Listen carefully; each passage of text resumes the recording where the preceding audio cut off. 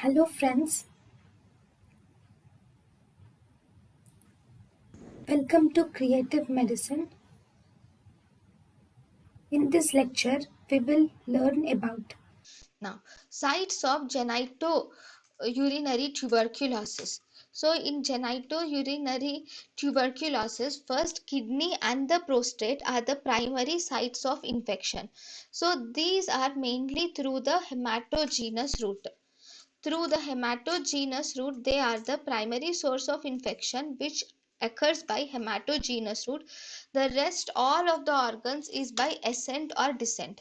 That means first through hematogenous route the kidney and prostate will get the disease, followed by all the other organs will receive the disease either by ascent of the infection from the prostate or descent of the infection from the kidney, can result in genitourinary tuberculosis in the bladder, ureter, and other organs. Generally, for tuberculosis, testis is not involved.